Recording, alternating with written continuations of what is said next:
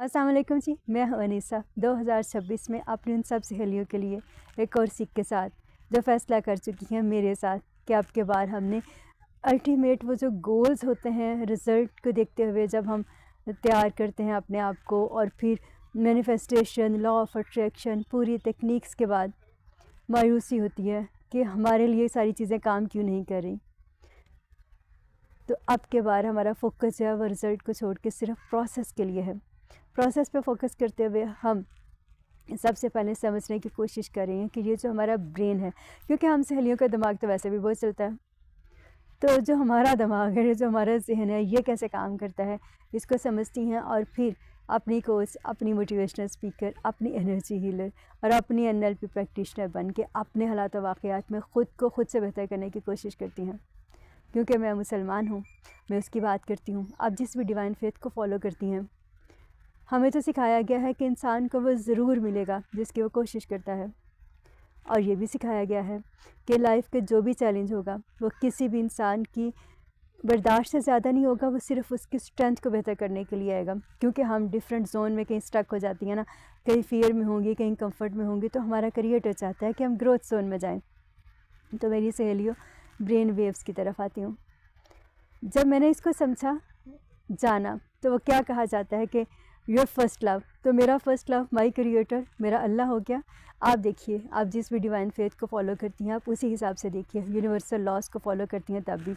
Manifestation में हमें सिखाया जाता है डी अटैच कर लें खुद को। तो ये जो एक ब्रेन वेव है, जब हम इसे समझती हैं तो ये हमें पूरे जो इर्द गिर्द की चीज़ें उन सबसे डी अटैच कर देते हैं।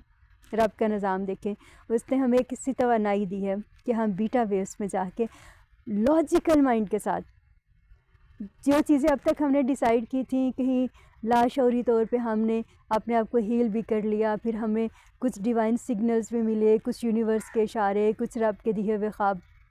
उसके बाद फिर हमने उन्हें फ़ील किया, एक ऐसी ब्रेन वेव के हम स्टेट में आए जिसमें हम महसूस कर सकते थे। और अब हुआ कि महसूस बहुत कर लिया, मेडिटेशन भी बहुत कर ली, अब उठें और एक प्रोडक्टिव लाइफ गुजारें। उसके लिए प्रोसेस से गुजरे तो फिर हमें मिलती हैं बीटा वेव्स।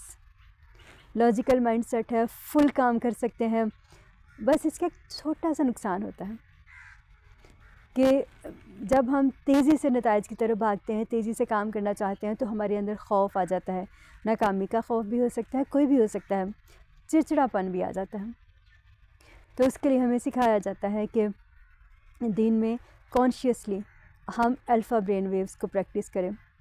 वो क्या होती हैं, मैंने इससे पहले एक वीडियो में तफसील से उस पर बात की है, आप देख सकती हैं। मेरी सहेलियों, ये मैजिक है, अपने प्रोडक्टिव आवर्स को समझिए और ये जो भी आपके बीटा ब्रेन वेव्स हैं इनसे फ़ायदा लीजिए। जो आपके गोल्स हैं, जो आपके ख्वाब हैं, जो आपकी हसरतें हैं, जो आपकी ख्वाहिशें हैं, वो सिर्फ़ ऐसे ना रह जाएं। ज़िंदगी हर इंसान को मिलती है और उसके साथ कोशिश से अमल का जो सफ़र है वो तो हमने तय करना है, वो हमारे हाथ में है। बस इतना याद रखिए, रब आसमान से उतर के नहीं आता, वो हमारी ज़िंदगी में किताब किसी को भेज देगा, कोई तहरीर भेज देगा, कोई मौका भेज देगा, कोई इंसान भेज देगा, और वो सब उसकी ही निशानियाँ होंगी। हमारे हाथ में क्या है, हम अमल करें तो सही।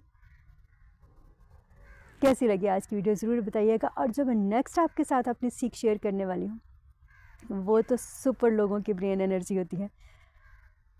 स्टे ब्लेस्ड, जल्द मिलते हैं।